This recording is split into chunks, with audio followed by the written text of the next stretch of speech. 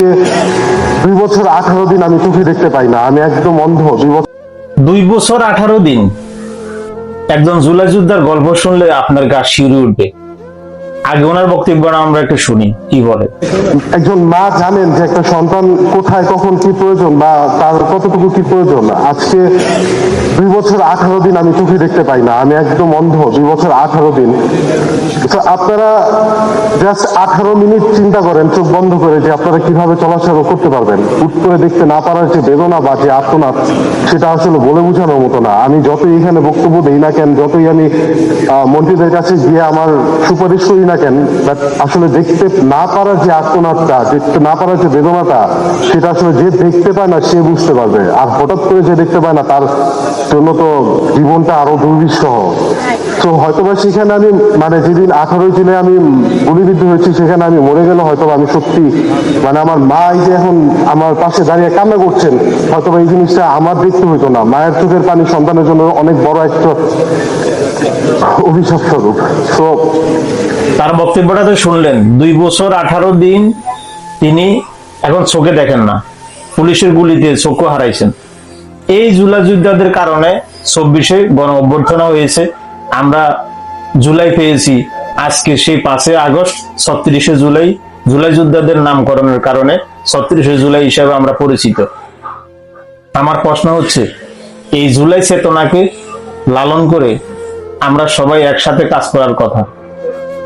এখানে দল মত নির্বিশেষে সর্বশ্রেণীর মানুষ, কৃষক থেকে শুরু করে একেবারে উচ্চ লেভেলের সব ধরনের মানুষ একসাথে একই টেবিলে বসে এই দিবস পালন করার কথা।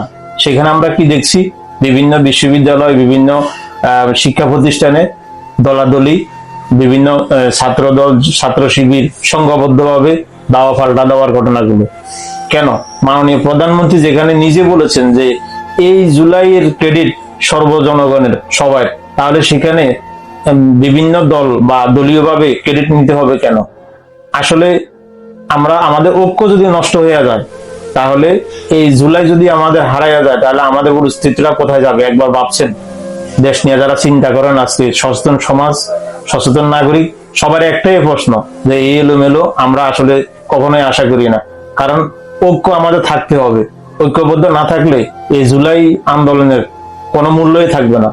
আর যেই কারণে জুলাই হয়েছিল সেটা হচ্ছে সবচেয়ে বড় কথা হচ্ছে দুর্নীতি, টেন্ডারবাজি, চাঁদাবাজি, বিভিন্ন বিষয়ের উপরে অতীতে সরকারের আমলে এগুলা নিয়ে আন্দোলন করা হয়েছে। আজকে সেই জুলাই যখন কথা বলে, জুলাই নিয়ে যখন কথা বলে, তখন একটা পক্ষ মোটামুটি এটাকে ঘায়েল করার জন্য বিভিন্নভাবে বিভিন্ন সমস্যা সৃষ্টি করতেছে।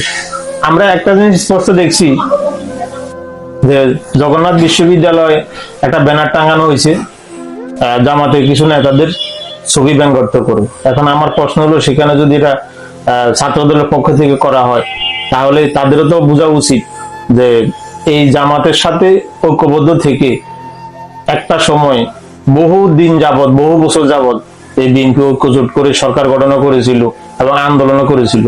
তাহলে এখন তাদেরকে নিয়ে এই ধরনের ব্যঙ্গাত্মক ছবি বা ব্যানার করার কি যুক্তি হইতে পারে? আজকে এই ব্যঙ্গাত্মক ব্যানার বা বিভিন্ন ইস্যুর কারণে যে দলাদলিগুলো হচ্ছে, ছাত্র সমাজের কাছ থেকে তো আমরা এটা আশা করি না। আমরা চাই এখানে সর্বশ্রেণীর মানুষ, হিন্দু মুসলিম সর্বজাতি সর্বধর্মের মানুষ একসাথে বসবাস করবে এবং বৈষম্য দূর করে সবাই কাঁধে কাঁধ মিলিয়ে কাজ করবে। এটাই হচ্ছে আমাদের আশা।